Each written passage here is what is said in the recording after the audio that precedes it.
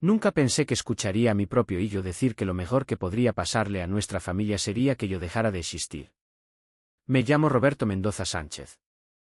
Tengo 62 años y durante más de 4 décadas creí firmemente que la familia era el pilar más importante de la vida. Hoy, mientras comparto esta historia contigo, puedo afirmar que aprendí una lección devastadora. A veces, quienes más amas son precisamente quienes tienen el poder de destrozarte por dentro.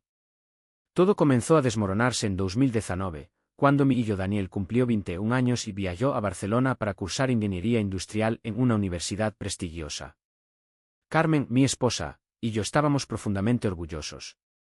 Habíamos formado a un joven disciplinado, aplicado, con principios firmes. Durante toda su niñez y juventud, Daniel había sido exactamente el hijo que cualquier padre desearía. Obtenía calificaciones sobresalientes, colaboraba con las tareas del hogar, trataba con respeto a los adultos y poseía una alegría contagiosa que transformaba cualquier ambiente.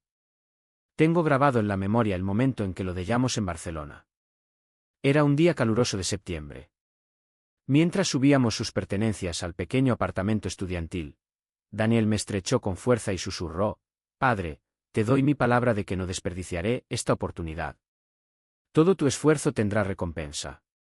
Carmen derramó lágrimas de felicidad y yo experimenté una satisfacción inmensa. Aquel instante justificaba todos los años de sacrificio para financiar su educación. Los primeros 2 años transcurrieron exactamente como habíamos proyectado. Daniel telefoneaba cada fin de semana, nos relataba sus experiencias académicas, hablaba de sus docentes y compañeros. Sus resultados académicos continuaban siendo impecables, y cuando regresaba durante los periodos vacacionales, seguía siendo el mismo muchacho atento de siempre. Acompañaba a Carmen al mercado, conversaba conmigo durante las tardes sobre sus proyectos estudiantiles y parecía encaminado hacia un porvenir prometedor. Sin embargo, algo empezó a transformarse imperceptiblemente durante 2021.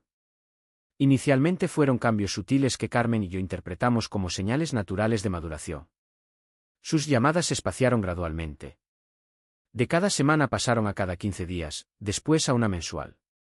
Cuando conversábamos, su manera de expresarse había mutado.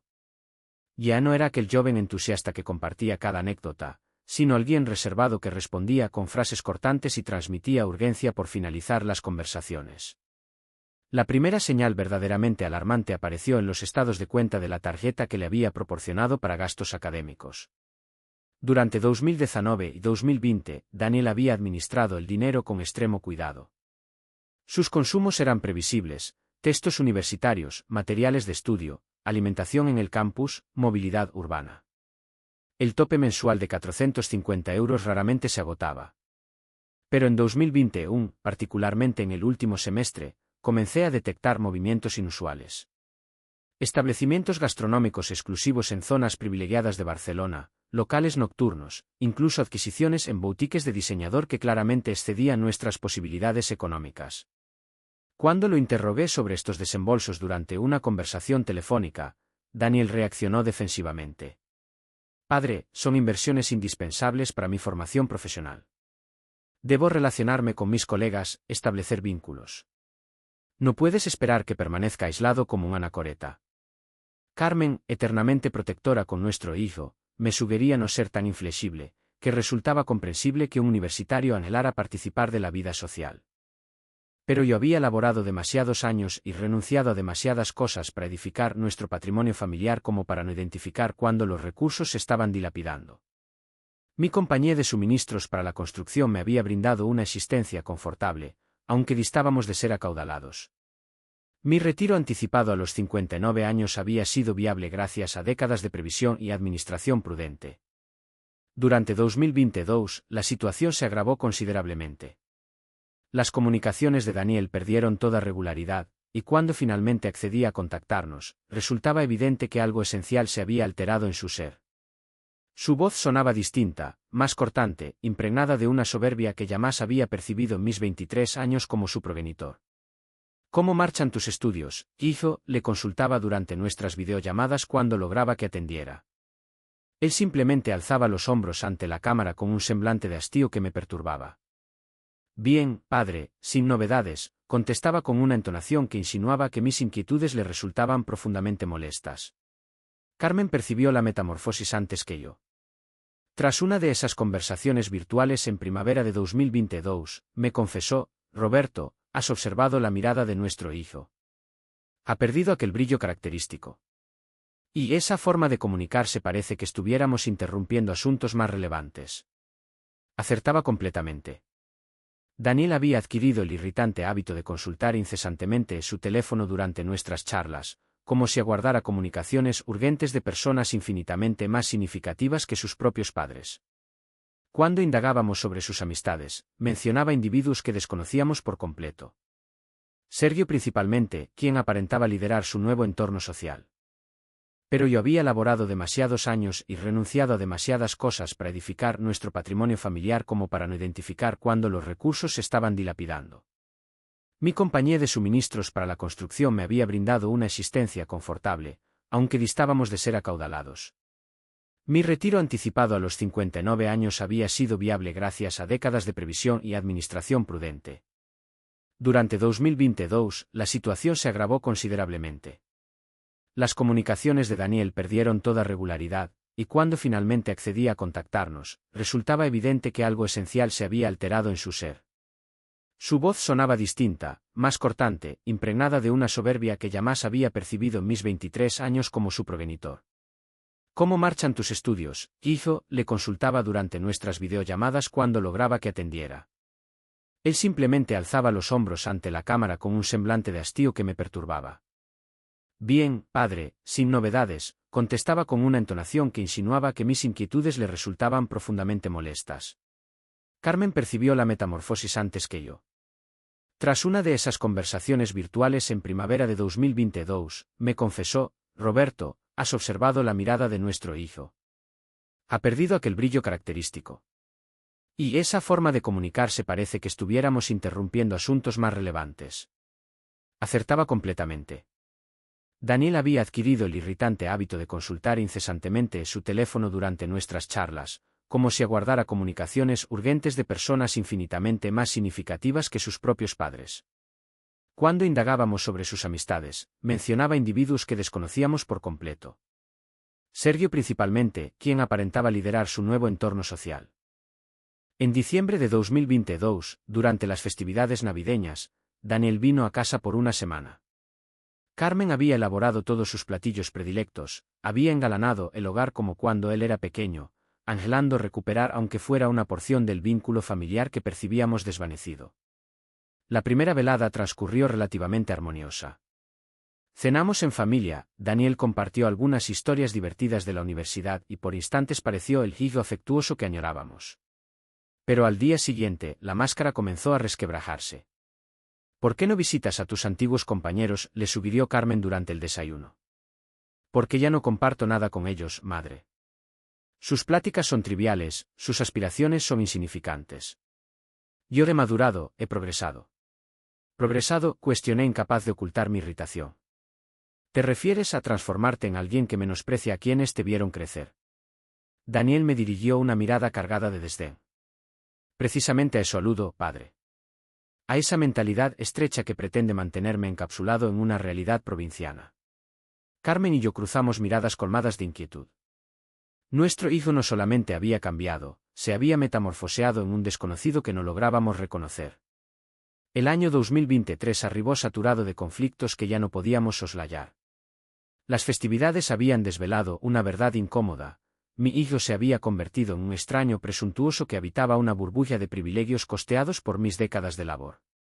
Carmen y yo retomamos nuestra cotidianidad con una opresión en el pecho, conscientes de que algo radical debía modificarse. En enero resolví intervenir de manera más contundente. Programé una videoconferencia formal con Daniel, no como las charlas informales de antaño, sino como una reunión seria entre un padre alarmado y un hijo que requería confrontar realidades incómodas. Daniel, debemos dialogar sobre tu situación económica, le manifesté sin rodeos cuando su imagen apareció en pantalla. Se encontraba en lo que parecía ser un apartamento suntuoso, muy distinto de la modesta residencia estudiantil donde supuestamente habitaba.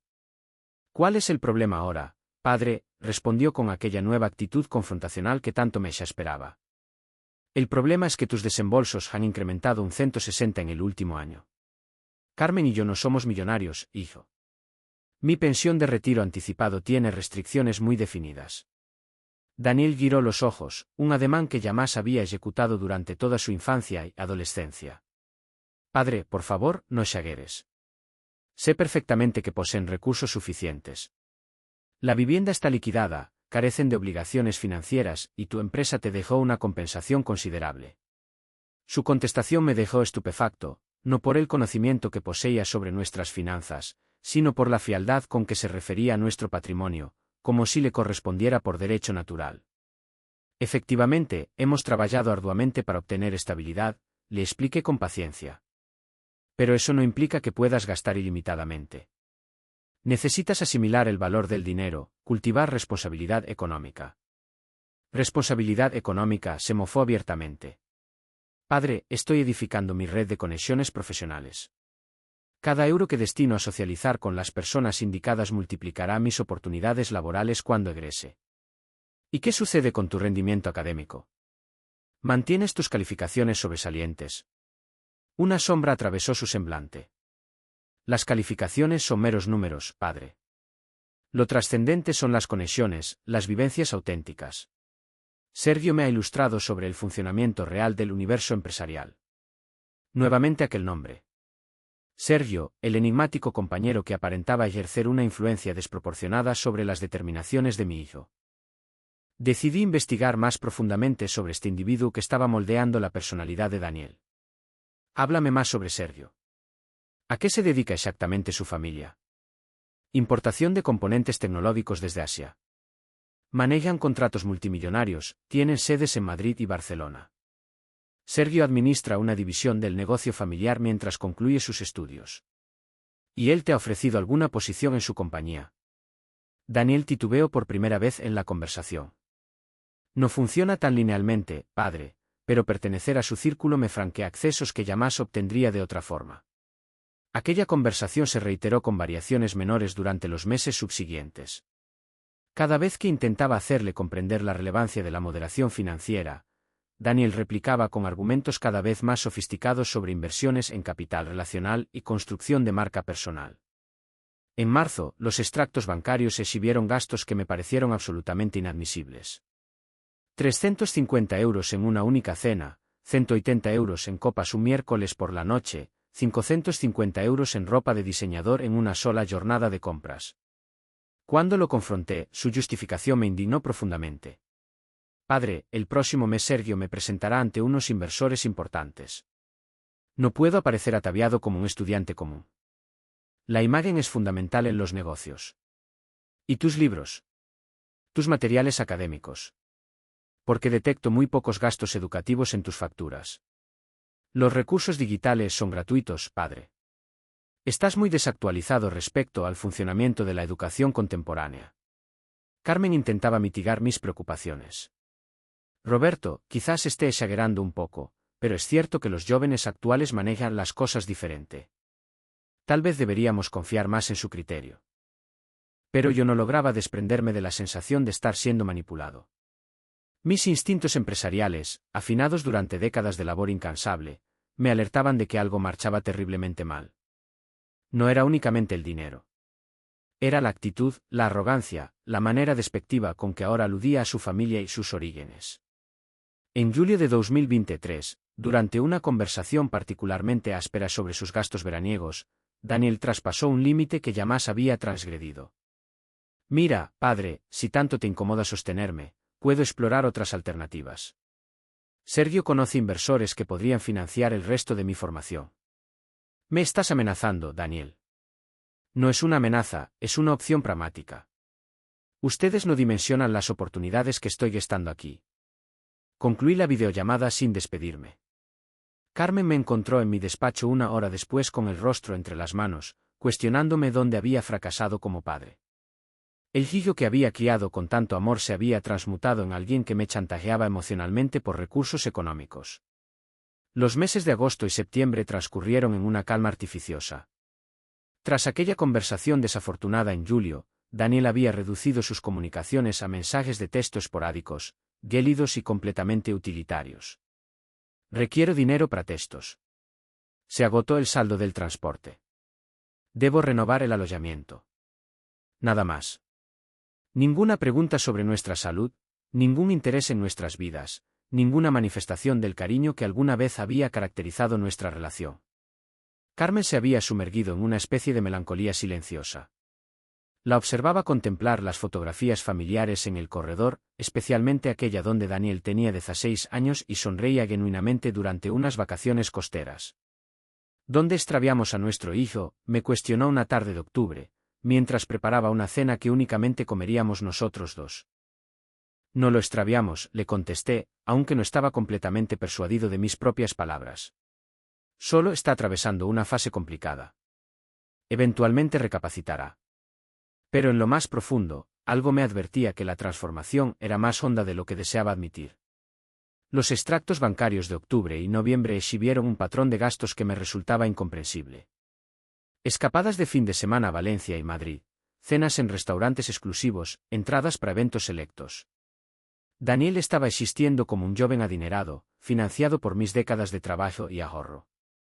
A finales de noviembre determinamos que era momento de planificar una reunión familiar especial para las festividades de fin de año. Carmen sugirió reservar un salón en uno de los hoteles más distinguidos de Granada, convocar a toda la familia extensa y organizar una celebración que recordara a Daniel la importancia de los lazos familiares. Quizás si contempla a todos reunidos, a sus tíos, primos, abuelos, rememorará quién es verdaderamente, me expresó Carmen mientras evaluábamos opciones de catering. La propuesta me pareció acertada. Habíamos transcurrido demasiadas celebraciones recientes en la intimidad de nuestro hogar, y tal vez una gran reunión familiar contribuiría a reconectar a Daniel con sus raíces. Reservamos el salón principal del Hotel Imperial para la noche del 31 de diciembre de 2023, con capacidad para 45 personas. Nada excesivamente ostentoso, pero sí lo suficientemente refinado para que Daniel no pudiera objetar que no comprendíamos su nuevo estatus social. Cuando le comunicamos los planes mediante mensajería, su respuesta inicial fue típicamente indiferente. De acuerdo, asistiré. Pero días después, cuando le remitimos los detalles específicos del evento, su actitud se transformó drásticamente. ¿Por qué tanto dispendio en una fiesta familiar? Podrían haber organizado algo más sencillo en casa, me escribió. La ironía de que él me cuestionara. Hijo, después de años de celebraciones modestas, deseábamos hacer algo memorable. Además, será la primera ocasión en mucho tiempo que toda la familia esté congregada. Confío en que no vayan a pronunciar ningún discurso emotivo sobre la importancia de la familia. Ya no soy un infante. Aquella respuesta debería haberme alertado sobre lo que estaba por acontecer, pero yo permanecía aferrado a la esperanza de que una vez que estuviera físicamente presente, rodeado del afecto de toda la familia, el auténtico Daniel reemergiría. La noche del 31 de diciembre arribó cargada de expectativas. Carmen se había esmerado en cada detalle, las flores, la música, el menú, la ornamentación. Mis hermanos, Patricia y Andrés, habían viajado desde Málaga con sus respectivas familias. Mis padres, ya octogenarios pero aún vigorosos, estaban emocionados de ver a su nieto tras meses de ausencia. Daniel llegó con 2 horas de demora, ataviado impecablemente pero con una expresión que no auguraba nada favorable. Saludó mecánicamente a los familiares, respondía a sus interrogantes con monosílabos y transcurrió la mayor parte de la velada revisando obsesivamente su teléfono móvil. Durante la cena, mientras todos compartían anécdotas y recuerdos familiares, Daniel permanecía conspicuamente silencioso. Cuando mi hermana Patricia le consultó sobre sus estudios, él respondió con una sonrisa artificial. Todo marcha perfectamente, tía. Mejor que nunca. Pero yo percibía algo extraño en su comportamiento. Sus movimientos eran ligeramente erráticos, sus pupilas parecían dilatadas y exhibía esa actitud hiperactiva que no correspondía con su personalidad habitual. Carmen también lo había advertido porque me apretó la mano bajo la mesa cuando Daniel se incorporó bruscamente para dirigirse al sanitario por 3ª ocasión en 1 hora. A medida que avanzaba la velada, nos aproximábamos a la medianoche, la atmósfera se tornaba cada vez más tensa. Daniel había comenzado a emitir comentarios sarcásticos sobre la pompa innecesaria de la celebración, sobre lo pretencioso que le parecía todo el montaje. 5 minutos antes de las 12, Carmen tomó el micrófono para pronunciar el tradicional brindis familiar de Año Nuevo. Había preparado unas palabras hermosas sobre la gratitud, el amor incondicional y la esperanza de que 2024 trajera aún más unión familiar. Pero cuando concluyó su discurso y me cedió el micrófono para que yo añadiera mis propias palabras, algo completamente imprevisto sucedió. Daniel se aproximó velozmente, me arrebató el micrófono de las manos y se desplazó hacia el centro del salón. Lo que ocurrió después alteraría para siempre la dinámica de nuestra familia. Familia querida, comenzó Daniel con una sonrisa que me heló la sangre. Ya que estamos todos congregados en esta magnífica celebración que mi padre ha financiado tan generosamente, considero que es el momento idóneo para compartir mis auténticos sentimientos. El silencio se apoderó del recinto. 45 pares de ojos se fijaron en mi hijo, que sostenía el micrófono con una seguridad perturbadora. Carmen me observó con pánico en la mirada, como si presintiera que algo terrible estaba por suceder. Durante años he escuchado discursos sobre el amor familiar, el sacrificio, la gratitud, continuó Daniel paseando su mirada por todos los presentes. Pero esta noche deseo ser completamente honesto con todos ustedes. Mi hermano Andrés intentó intervenir. Daniel, tal vez deberíamos. No, vociferó mi hijo, alejándose del micrófono momentáneamente antes de volver a aproximárselo a los labios. Esta familia necesita escuchar la verdad, especialmente mi padre, que se considera el gran patriarca benevolente. Las palabras brotaban de su boca con una crueldad calculada que jamás había presenciado. Carmen se había incorporado intentando aproximarse a él, pero Daniel la detuvo con un ademán agresivo de la mano. ¿Saben cuál sería el mejor regalo que podría recibir esta familia para el año 2024? Preguntó, elevando la voz hasta convertirla en un rugido que resonó por todo el salón. La muerte de mi padre. Que él dejara de existir sería el mejor regalo para todos nosotros. El mundo se detuvo. Literalmente sentí como si el tiempo se hubiera congelado en ese instante preciso. Las palabras de Daniel rebotaron en las paredes del elegante salón como proyectiles buscando el blanco más vulnerable, mi corazón. Mi madre, de 83 años, se llevó las manos al pecho y comenzó a sollozar silenciosamente. Mi hermana Patricia se incorporó tan bruscamente que derribó su silla. Los niños pequeños, los pocos sobrinos que había en la celebración, observaban con ojos enormes y confundidos, sin comprender por qué el ambiente había mutado tan drásticamente. Daniel, exclamó Carmen con una voz quebrada que nunca le había escuchado en nuestros 22 años de matrimonio. ¿Cómo puedes pronunciar semejante barbaridad? Pero él no había concluido. Como si hubiera estado conteniendo este veneno durante meses, prosiguió. Sí, lo expresé y lo reitero. Este anciano controlador que se cree propietario de nuestras vidas solo nos está estorbando. Con él fuera del camino, finalmente podríamos existir sin sus sermones perpetuos sobre el dinero y la responsabilidad. La reacción fue inmediata y devastadora. Mi cuñado Fernando se abalanzó y le arrancó el micrófono de las manos. Mi hermana Patricia comenzó a increpar a Daniel con una dureza que desconocía en ella. ¿Cómo te atreves a expresarte así ante tu padre? ¿Quién te has creído?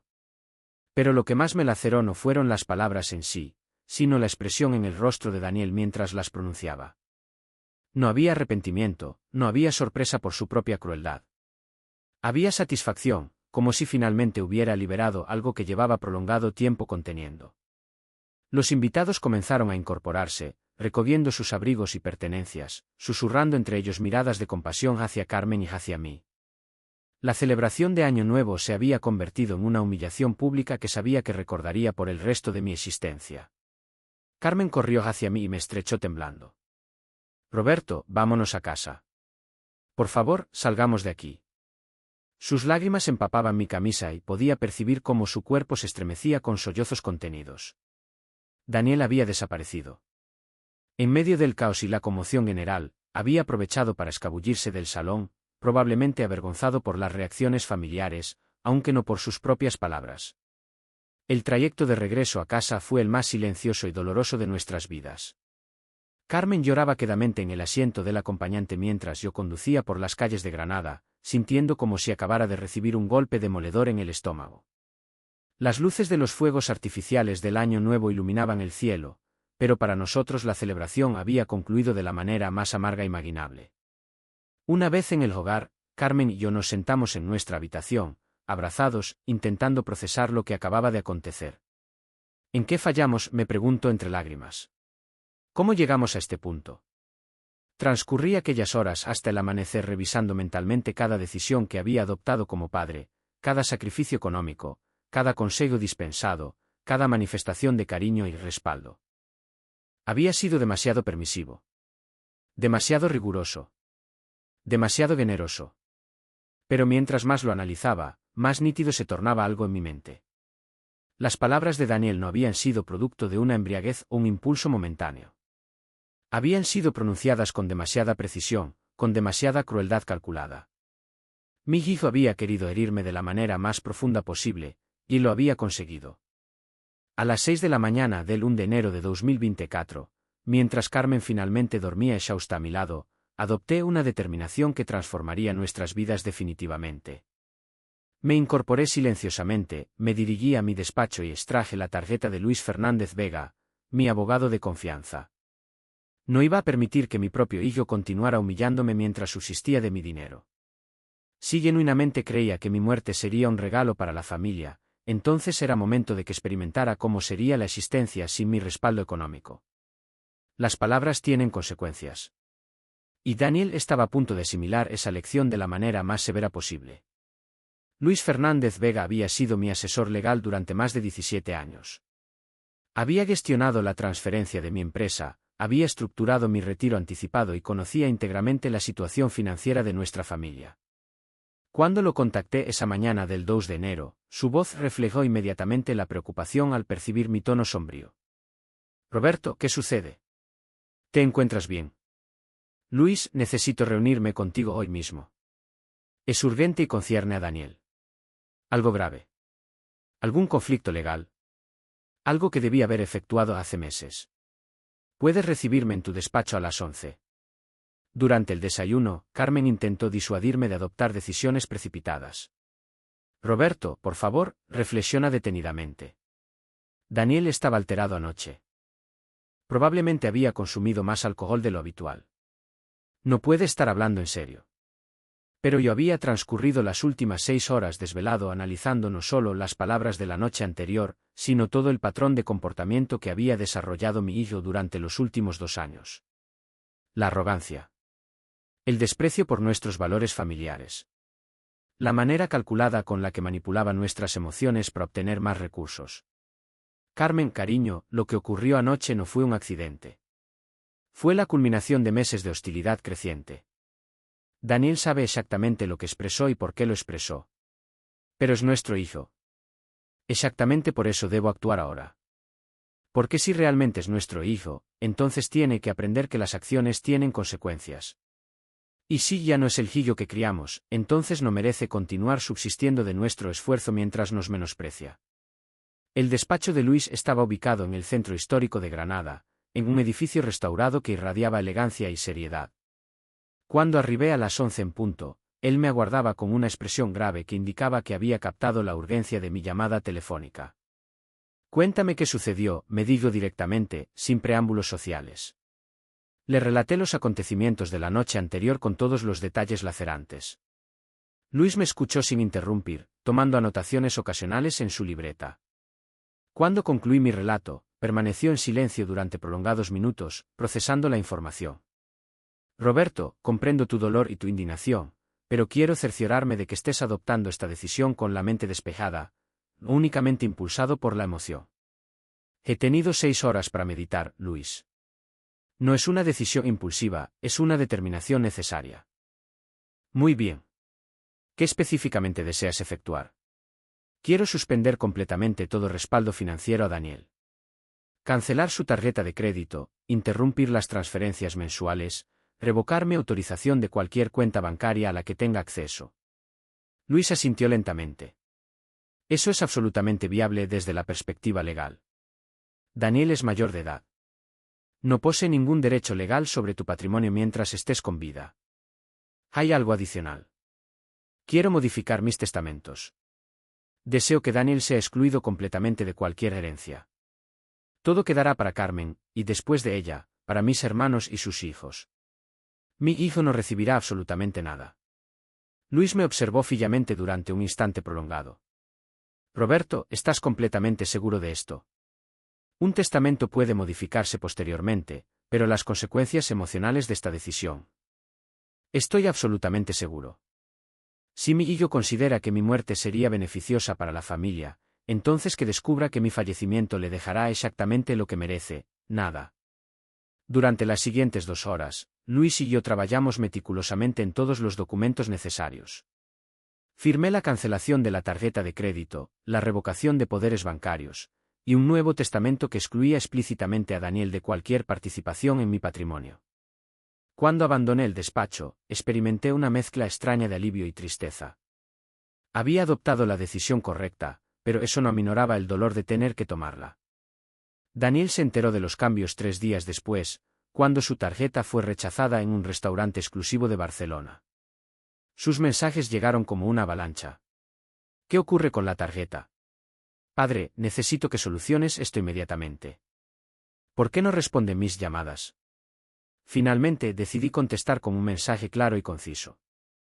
Daniel, como consecuencia de tus declaraciones del 31 de diciembre, he decidido suspender todo apoyo financiero. Si consideras que mi muerte sería un regalo para la familia, entonces experimenta cómo es existir sin mi ayuda. Cuando decidas disculparte sinceramente por tus palabras, podremos dialogar. Hasta entonces, no habrá más comunicación ni recursos de mi parte. La respuesta de Daniel fue exactamente la que esperaba, una combinación de incredulidad, indignación y amenazas vacías. No puedes hacerme esto. Tengo derechos. Voy a contactar a un abogado. Esto es abuso financiero. Pero ninguna disculpa. Ningún reconocimiento de la magnitud de lo que había expresado. Ninguna señal de arrepentimiento. Los meses siguientes fueron difíciles para todos. Carmen sufría en silencio, extrañando al Guillo que recordaba mientras lamentaba en quién se había transformado. Yo me mantenía firme en mi decisión, aunque cada día que transcurría sin noticias genuinas de Daniel era un recordatorio del fracaso que sentía como padre. Supimos por terceros que Daniel había abandonado la universidad. Sin financiamiento, no podía sostener ni el alojamiento ni su estilo de vida extravagante. Sergio, el amigo extraordinario, con conexiones millonarias, había desaparecido de su vida en cuanto Daniel dejó de ser útil para fiestas y eventos sociales. Durante el verano de 2024, recibí una llamada inesperada.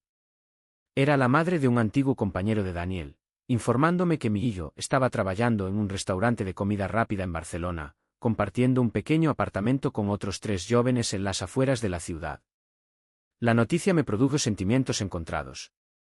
Parte de mí experimentaba satisfacción de que finalmente estuviera aprendiendo el valor del trabajo. Otra parte se lamentaba de que hubiera tenido que llegar a esos extremos. El verdadero punto de inflexión llegó en octubre de 2024. Carmen recibió una carta manuscrita de Daniel. No un mensaje de texto, no un correo electrónico, sino una carta escrita a mano de varias páginas. En ella, Daniel relataba todo lo que había atravesado durante los últimos 9 meses. La pérdida de sus supuestos amigos, que solo estaban interesados en él mientras tenía acceso a dinero. El descubrimiento de que Sergio ni siquiera provenía de una familia acaudalada, todo había sido una fachada elaborada para impresionar y manipular a jóvenes ingenuos como él. Daniel reconocía que había sido arrastrado por un mundo de apariencias falsas, que había sacrificado lo genuino por lo superficial.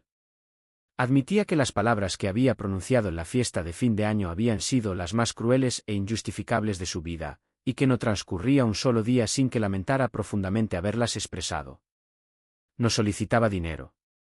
No exigía nada. Simplemente pedía la oportunidad de disculparse en persona. Carmen me observó con ojos suplicantes tras leer la carta. Roberto, podemos darle una oportunidad. Permanecí en silencio durante largo rato, releyendo las palabras de mi hijo. Detecté algo diferente en ellas. No había excusas elaboradas, no había justificaciones sofisticadas. Había vulnerabilidad genuina, reconocimiento honesto de sus errores. Dile que venga a casa, respondí finalmente. Pero que comprenda que esto es solo el principio de un largo camino. Daniel llegó a Granada 3 semanas después, en noviembre de 2024.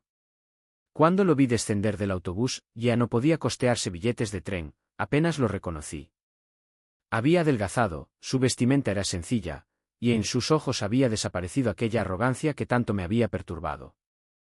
Nos encontramos en la estación, rodeados de extraños que ignoraban la magnitud de lo que estaba ocurriendo entre nosotros. Padre, comenzó, con la voz temblorosa, no existen palabras suficientes para expresar cuánto lamento lo que dije. Fui cruel, ingrato, despreciable. Sería la persona que más me ha amado en este mundo, y no existe justificación posible para eso. Lo observé fijamente, buscando en sus ojos alguna señal de manipulación, algún indicio de que esto era otra estrategia elaborada.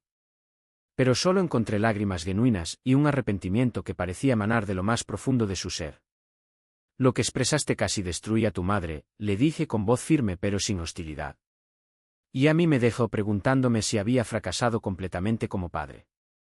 No fracasaste, padre. Yo fracasé. Me dejé seducir por gente que no valía nada, por un mundo de apariencias vacías. Y en el proceso, casi destruyo lo único verdaderamente valioso que tenía, mi familia.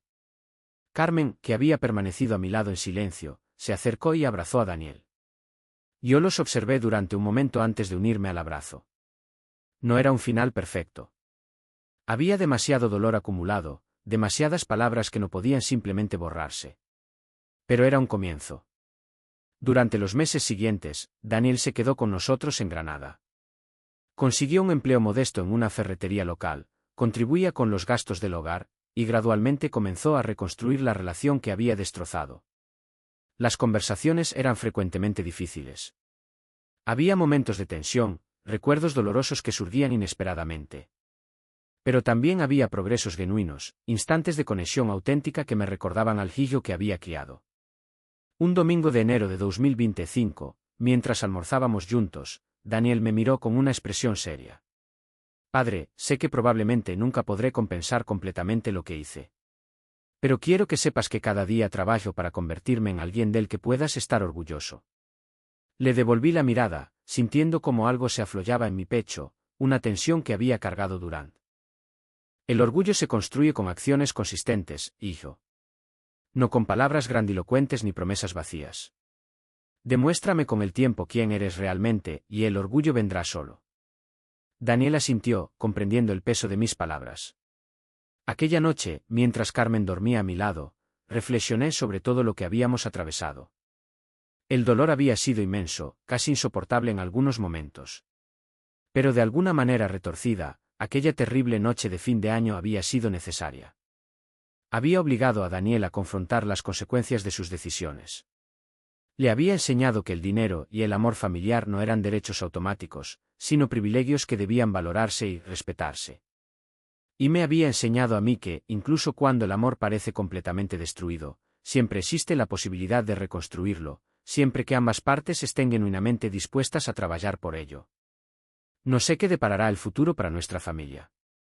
El camino hacia la sanación completa todavía es largo y está lleno de incertidumbres. Pero por primera vez en años, tengo esperanza. Porque al final, descubrí que el amor de un padre no se extingue fácilmente, ni siquiera cuando las palabras más crueles intentan destruirlo. Se dobla, se lastima, se cuestiona a sí mismo, pero cuando es genuino, encuentra la manera de persistir. Y eso, quizás, es el verdadero regalo que esta experiencia me otorgó, la certeza de que mi amor por mi hijo era más fuerte que cualquier palabra que él pudiera pronunciar. Si esta historia te conmovió, compártela con alguien que necesite escucharla. A veces, las lecciones más dolorosas son las que más nos transforman.